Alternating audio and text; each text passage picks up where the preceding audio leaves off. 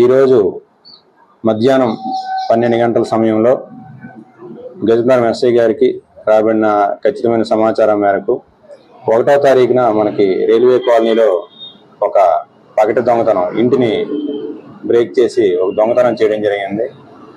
ఆ కేసుకి సంబంధించి సమాచారం పైన రైల్వే స్టేషన్ ఏరియాలో కొత్త వ్యక్తులు తిరుగుతున్నారనే సమాచారం పైన వెళ్ళి వాళ్ళని పట్టుకొని విచారించగా ఒక 4 వ్యక్తులు దొరికారు.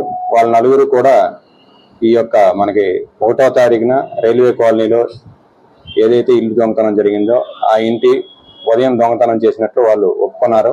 అదే రోజు ఇక్కడికంటే ముందు సాలూరులో కూడా సేమ్ ఇలాగే పగటి దొంగతనం, నా ఇల్లు బ్రేక్ చేసి బీరువా బ్రేక్ చేసి దొంగతనం చేయడం జరిగిందని చెప్పి ఒప్పుకోవడం జరిగింది. వారి దగ్గర నుండి మన కేసులో 200 గ్రాముల వెండి, అదేవిధంగా 1150 రూపాయలు నగదు, అంటే 10,000కి 1150 రూపాయల నగదు, 200 గ్రాముల వెండికి 200 గ్రాముల వెండి రికవరీ చేయడం జరిగింది.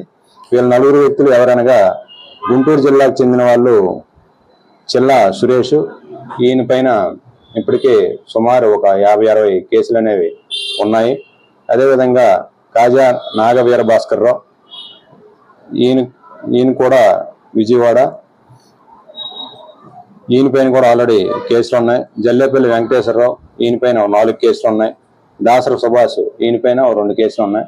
వీళ్ళ నలుగురు కూడా ఒక పంచ్ కారు పైన బయలుదేరి ఇక్కడ మక్కువ శంబర్ వచ్చి అక్కడ దర్శించుకొని అక్కడి నుండి మనకి సాలూరు వచ్చి సాలూరులో ఒక అఫెన్స్ చేసి అక్కడి నుండి ఇక్కడ మనకి గజనగరం వచ్చి అఫెన్స్ చేసి వీళ్ళు గుంటూరు వెళ్ళడం జరిగింది.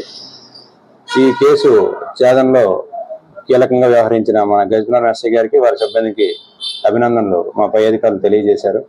అదేవిధంగా ఈ కేసు డిటెక్ట్ అవ్వడానికి, అంటే క్లూస్ ఇన్ఫర్మేషన్ రావడానికి సీసీ కెమెరాలు అనేవి చాలా ప్రాధాన్యత కలిగి ఉన్నాయి. కాబట్టి